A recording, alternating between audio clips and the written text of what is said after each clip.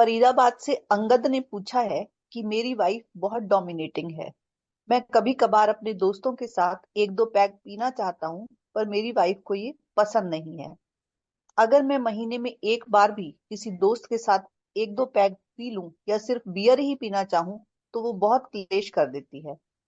कहती है कि एक बार भी मत पियो, मुझे नफरत है आपके पीने से। ऐसे में अगर मैं अपनी वाइफ की बात मानता हूँ तो मुझे दुख होता है और गुस्सा भी आता है, क्योंकि हफ्ते दो हफ्ते में एक बार पीने से मुझे अच्छा लगता है, मैं एंजॉय करता हूँ। और अगर पीता हूँ तो मुझे गिल्ट सा होता है। ऐसे में मुझे समझ नहीं आता कि मुझे क्या करना चाहिए। हेलो एवरीवन, मैं Sumita Shri Tara school of wellbeing से। सबसे पहले मैं आपको ये बताना चाहूंगी कि प्रश्न पूछने वाले की प्रिवेसी के कारणों से नाम और स्थान बदल दिया गया है।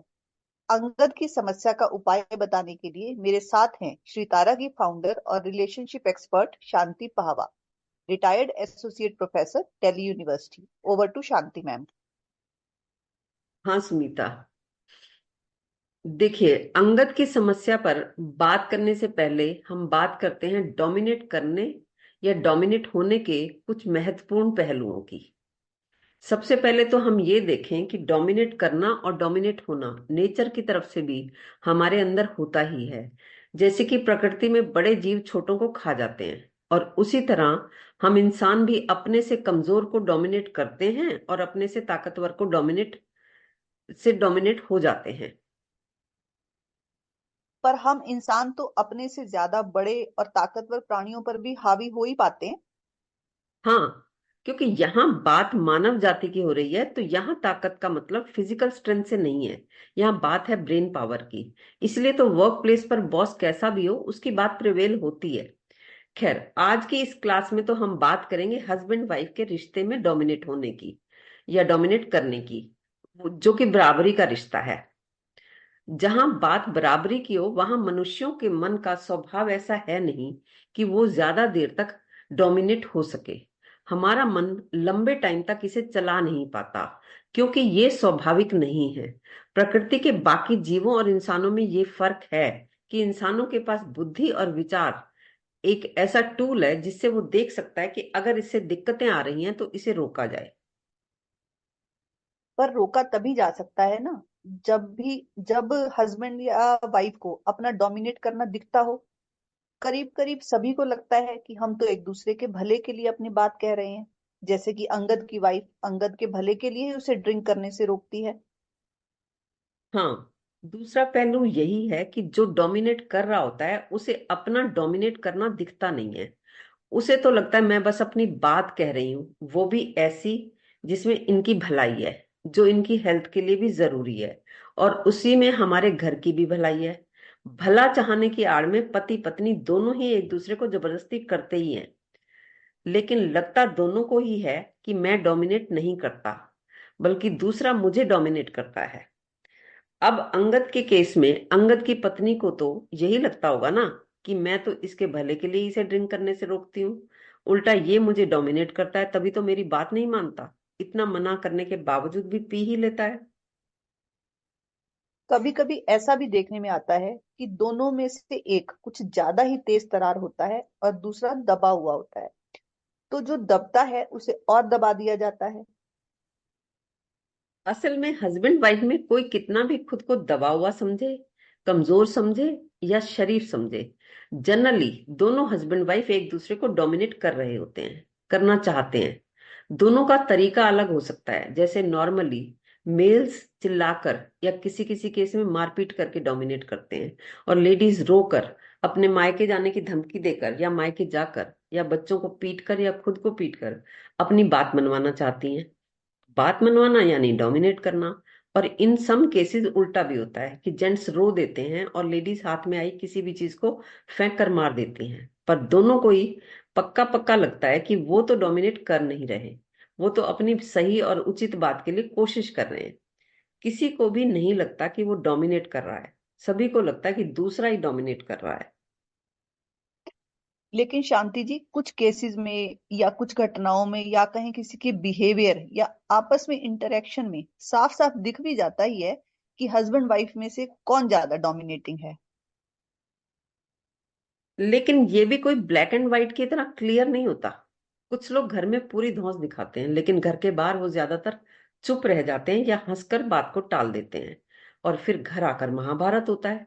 बाहर वालों को ये इंप्रेशन चला जाता है कि इनके बीच सब सही है, अंदर की बात किसी को पता ही नहीं लगती। और फिर हस्बैंड वाइफ के रिश्ते में किसी घटना में ऐसा भी होता है कि जो भी हस्बैंड की बात सुनेगा उसे यही लगेगा कि वो सही कह रहा है, उसकी वाइफ ही डोमिनेट कर रही है। और जो वाइफ का पक्ष सुनेगा उसे लगेगा कि ये सही कह रही है, इसका हस्बैंड ही डोमिनेट कर रहा है। हाँ, सही कह रही हैं आप। इस बात को हमने एग्जाम्पल देकर बताया भी है एक वेबिनार में, जिसका टाइटल है who is the more dominating one in your relationship. इसका लिंक आपको डिस्क्रिप्शन बॉक्स में मिल जाएगा। हाँ, अगर आप इन बातों को एनालाइज करते हैं, इस पर विचार करते हैं, तो आपको ये भी दिख जाता है कि आप भी कहीं ना कभी तो डोमिनेट कर रहे हैं। पर आपको लगता है कि आप वैसे डोमिनेटिंग हैं तो नहीं, पर उस वक्त आपके पास जबरदस्ती करने की वजह होती है। आप खुद की गई जबरदस्ती को जस्टिफाई कर लेते हैं, लेकिन दूसरे की जबरदस्ती आपको इलॉजिकल लगती है। ठीक है शांति जी, जो पहलू आपने बताए हैं उन्हें देखने से समझने से हो सकता है कि सुनने वाले अपने पार्टनर को डोमिनेट करना शायद बंद कर दें। पर लेकिन उसका पार्टनर जो उसको यानी अंगद को डोमिनेट कर रहा है, उसके लिए क्या एक्शन लेना होगा? असल में ये देखना ही एक्शन है। जय कृष्णमूर्ति भी कहते हैं सीइंग इज एक्शन। जब तुम देख लेते हो, जान लेते हो कि तुम भी डोमिनेट करते हो, तो इस देखने से ही तुम्हारा अपने पार्टनर को डोमिनेट करना करीब करीब बंद हो सकता है, या कहें कि मिनिमाइज हो जाता है। और जब तुम्हें दिख जाता है कि मैं भी किसी ना किसी बात के लिए जबरदस्ती करता हूं, तो फिर कभी दूसरा भी करेगा तो उसका करना भी तुम्हें नॉर्मल नेचुरल लगेगा। और तुम अपने पार्टनर से उतने नाराज नहीं होवोगे, और उनके उसके डोमिनेट करने को हैंडल कर पाओगे। हम सिर्फ यही कर सकते हैं कि हम जैसे हैं वैसा खुद को देख लें। बाकी काम अपने आप होता है, हमें कुछ करना नहीं होता। मैं आपकी बात से सहमत हूं कि जब तुम्हें दिख ही गया कि मैं भी कभी ना कभी सामने वाले को डोमिनेट करता ही हूं, तो तुम्हें सामने वाले का डोमिनेट करना भी नॉर्मल नेचुरल लगेगा। पर आप फिर अंगद जैसे लोगों के लिए क्या कहेंगी? वो अपनी वाइफ की नाराजगी को कैसे डील करे? क्या उन्हें अपनी वाइफ की बात मान लेनी चाहिए? देखो, इन सभी पहलुओं को देखने के बाद भी तुम्हें लगता है कि तुम्हारी वाइफ तुम्हें डोमिनेट कर रही है, तो मैं ये बता दूं कि इस समस्या का सॉल्यूशन ये नहीं है कि आप उनकी बात को मान लें और जैसे वो कहती है वैसे ही करें। क्योंकि डोमिनेट होना हमारे लिए मुश्किल है। जैसा कि मैंने पहले भी बताया कि हमारा दिमाग, हमारा मन लंबे टाइम तक इसे चला नहीं पाता, क्योंकि ये एक इनजस्टिस की तरह है। हाँ, और इनजस्टिस रिलेशनशिप के लिए डैमेजिंग है, क्योंकि हस्बैंड वाइफ का रिलेशनशिप एक लंबे समय तक चलने वाला रिलेशनशिप है, और दोनों में से एक लंबे समय तक डोमिनेटेड फील कर रहा है या सप्रेस्ड फील कर रहा है, तो उसके अंदर रिजेंटमेंट डेवलप होगा ही। बात मानने से नाराजगी डील नहीं होगी। बिल्कुल, और समय के साथ साथ ये रिजेंटमेंट बढ़ता जाएगा। फिर ये नाराजगी किसी ना किसी तरीके से बाहर भी निकलती ही है। कभी कभी एकदम से गुस्सा फटेगा।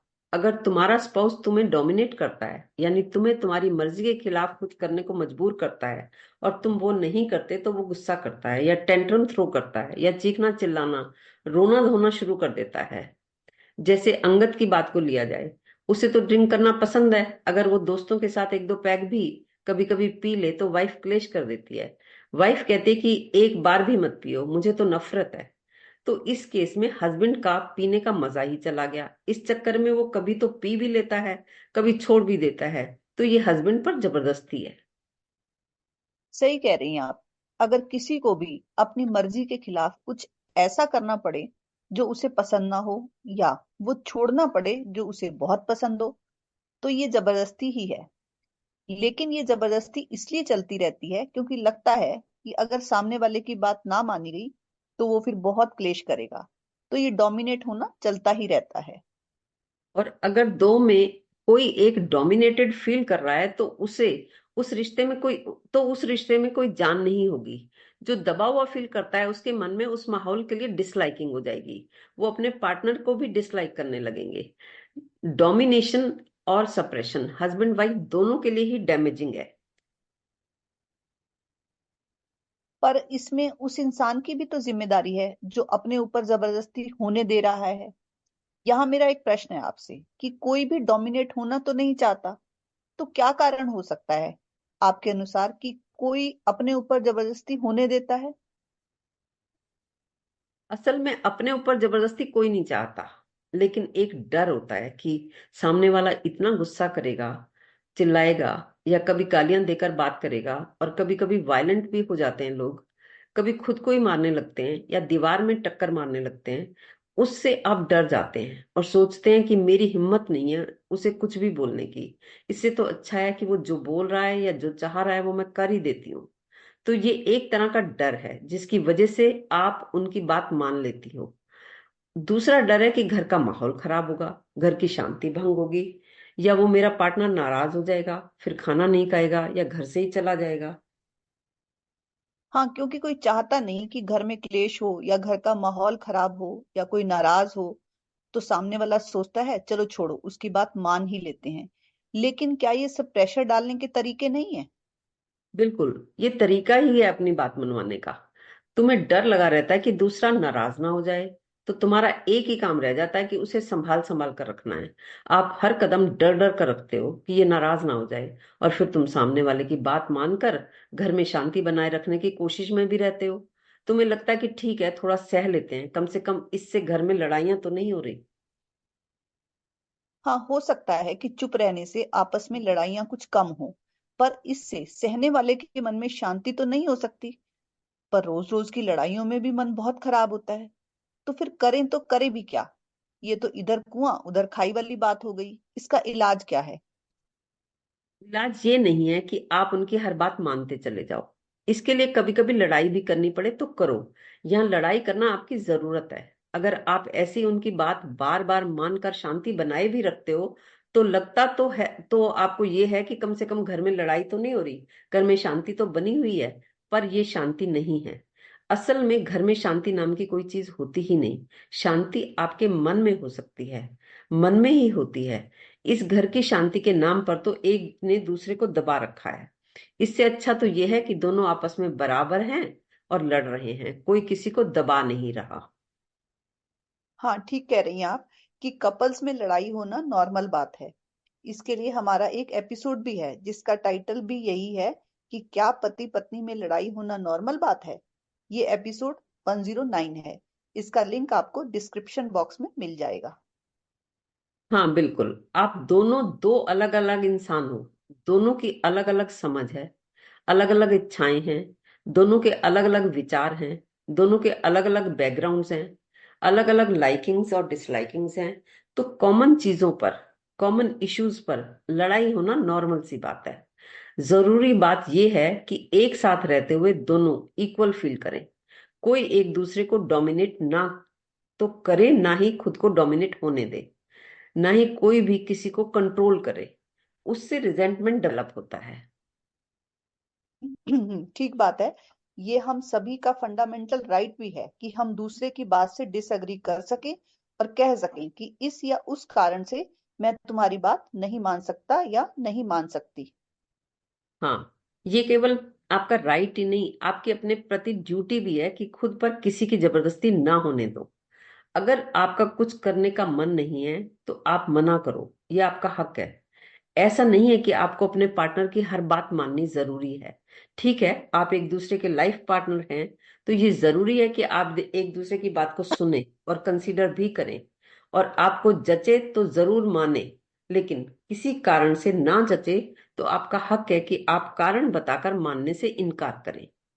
और अगर तुम किसी से डिसएग्री होते हो और उसकी बात नहीं मानते, तो इस पर अगर सामने वाला नाराज होता है और गुस्सा करता है या अपसेट हो जाता है, तो ये समस्या तुम्हारी नहीं है, उसकी है। सामने वाला अगर लगातार डोमिनेट करता ही रहता है तो उसमें तुम्हारा भी हाथ है। तुमने रोका नहीं, तुम किसी डर की वजह से उसकी बात मानते चले गए। तुमने ही उसे डील नहीं किया, बस डर की वजह से जो कहा गया करते गए, तो उसे भी आदत हो गई डोमिनेट करने की। मैंने ऑब्जर्व किया है कि फैमिलीज में आपस में किसी बात पर डिसएग्री होने पर या मना करने में क्लेश होने का इतना डर बना रहता है कि एक दूसरे को मना करने की हिम्मत ही नहीं कर पाता कोई। देखो, जब आप अंदर से जेन्युइनली किसी बात पर डिसएग्री करते हो और कारण सहित एक्सप्रेस कर पाते हो इस डिसएग्री होने को, तभी आप इस दुनिया को अपने लिए और दूसरों के लिए भी बेहतर जगह बना रहे हो। तभी आप अपने बच्चों को बता पाओगे कि रिलेशनशिप की बेहतरी इसमें नहीं है कि तुम सामने वाले की हर बात चुपचाप मानते जाओ। चुपचाप हर बात मान लेना रिश्तों के लिए डैमेजिंग है। देखो, जब आप अपने स्पाउस की बात से असहमत होते हुए हैं, बिना मन के हाँ में हाँ मिलाते हैं और मना करने से डरते हैं, तब आपको यहाँ रुककर अपने डर को देखने की जरूरत है। अपने पिछले एक्सपीरियंस को याद करने की जरूरत है। हो सकता है आपका एक्सपीरियंस हो कि सामने वाले की बात ना मानने पर वो चिल्लाता है, अब्यूसिव लैंग्वेज यूज करता है, बहुत गुस्से में आ जाता है। इन सब रिएक्शंस को डील किया जा सकता है। हाँ, अगर आप पर कोई हाथ उठाए तो उसे एक पल के लिए भी एक्सेप्ट ना करें। इस पर श्री तारा की एक मास्टर क्लास है जिसका टाइटल है master class 4, how to get out of physical violence. इसका लिंक आपको डिस्क्रिप्शन बॉक्स में दे दिया जाएगा। लेकिन फिजिकल वायलेंस या एब्यूसिव लैंग्वेज जैसी भी कोई प्रॉब्लम ना भी हो, पर रोज रोज का गुस्सा या चीखना चिल्लाना भी तो अच्छी फीलिंग नहीं देता। एक डर सा लगा रहता है कि पता नहीं कब किस बात पर नाराज होकर चिल्ला पड़ेंगे। देखो सुमिता, जैसे ही तुम उनसे डिसएग्री करोगे और मना करोगे उनकी बात मानने से, वो अपना पूरा जोर लगाएंगे ही अपनी बात मनवाने के लिए। पहली बार तो उन्हें लगेगा कि ये कैसे हो सकता है कि ये मेरी बात ही ना माने। उन्हें लग सकता है कि ऐसे तो घर ही बर्बाद हो जाएगा, तो वो अपना ज्यादा से ज्यादा जोर लगा देंगे। लेकिन जब तुम बार बार उनकी बात ना मानकर प्रश्न खड़ा करोगे कि क्यों जरूरी है कि मैं आपकी हर बात मानूं ही, तो उन्हें दिख जाएगा कि जरूरी नहीं है कि ये मेरी बात से एग्री करे और मेरी बात मान ही जाए। हो सकता है शुरू में ऐसे लगे कि ये तो स्थिति और भी बिगड़ गई, लेकिन अगर तुम्हें उनकी डोमिनेंस से बाहर निकलना है तो ये तो करना ही होगा। अगर तुम इस तरह के संघर्ष के लिए तैयार नहीं हो तो तुम्हारा उनकी डोमिनेंस से निकल पाना करीब करीब असंभव ही समझो। आपके पार्टनर आपसे नाराज होते हैं, गुस्सा करते हैं, तो कोई बड़ी बात नहीं है। दुनिया में करोड़ों लोग रोज गुस्सा होते हैं फिर ठीक भी हो जाते हैं। ये कोई बहुत बड़ी घटना नहीं है। अपने पार्टनर के मूड को संभाले रखने के लिए आपको डर डर कर रहने की कोई जरूरत नहीं है। अगर आपकी किसी बात के ना मानने पर या मना कर देने पर वो गुस्सा होते हैं, तो उनके इस गुस्से के लिए आप जिम्मेवार नहीं हैं। वो अपनी समझ की वजह से गुस्सा हो रहे हैं। आपको गिल्ट लेने की जरूरत नहीं है। लेकिन जब भी दूसरे की बात को मानने से इनकार करो, तो दूसरा गुस्से से एकदम लाल पीला होकर जैसे भन्नास आ जाता है। तो लगता है कि कोई बात नहीं, कहीं ना कहीं तो सभी को कॉम्प्रोमाइज करना ही पड़ता है। इसलिए जो ये कह रहे थे कर ही देती, तो इनका इतना दिमाग खराब तो ना होता। असल में बात कॉम्प्रोमाइज करने की उतनी नहीं है। बात यह है कि इंसान डरता है झंझट से, इंसान डरता है अनप्लेजेंटनेस से। इसलिए कोई इश्यू होता है तो उसे उठाने से डरता है और सारी जिंदगी बेआराम में जीता है, क्योंकि वो नहीं जानता कि बहुत बार लड़ाई से बचने के लिए लड़ाई करनी पड़ती है। एक्चुअली कॉन्फ्लिक्ट दो तरह के होते हैं। एक होता है कॉन्फ्लिक्ट एज अ क्योर और दूसरा होता है कॉन्फ्लिक्ट एज अ डिजीज। रोज रोज के झगड़ों को खत्म करने के लिए एक बार को झगड़ा करना पड़ता है, या कहें कि आराम पाने के लिए बेआराम से गुजरना पड़ता है। ये नहीं कहा जा रहा कि तुम इनसेंसिटिव हो जाओ। सामने वाला परेशान है, गुस्सा है, और आप उनकी बात ही ना सुनो, उनकी कोई परवाह ही ना करो। कहा यह जा रहा है कि उनकी इस मेंटल स्टेट के लिए तुम खुद को जिम्मेवार मत ठहराओ। अल्टीमेटली अपने दिमाग को मैनेज करना सबका अपना अपना काम है। आप अगर अपने ऊपर जबरदस्ती रोकती हो तो ये आपके पार्टनर के लिए भी बेहतर स्थिति होगी। आज की बातचीत में हमने जाना कि हमारा दिमाग ऐसा है नहीं कि वो ज्यादा देर तक डोमिनेट हो सके। हमारा मन लंबे टाइम तक इसे चला नहीं पाता। यदि दो में से एक लंबे समय तक डोमिनेटेड फील कर रहा है, तो उसके मन में उस माहौल के लिए डिसलाइकिंग होगी ही, जिससे उसके अंदर रिजेंटमेंट डेवलप होता है और ऐसे रिश्तों में कोई जान नहीं होगी। लेकिन यहाँ इंपॉर्टेंट बात यह है कि इसमें उस इंसान की भी जिम्मेदारी है जो अपने ऊपर जबरदस्ती होने दे रहा है। अब मैं हर बार की तरह यही कहूंगी कि अगर आपके मन में कोई प्रश्न हो या कोई और कंफ्यूजन हो, कोई डाउट हो जिस पर आप क्लैरिटी चाहते हैं, तो आप हमें स्क्रीन पर चल रहे नंबर पर व्हाट्सएप कर सकते हैं या कमेंट बॉक्स में लिखकर भी पूछ सकते हैं। आपका हर प्रश्न, आपका हर कमेंट हमारे लिए मैटर करता है। थैंक यू सो मच हमें अंत तक सुनने के लिए।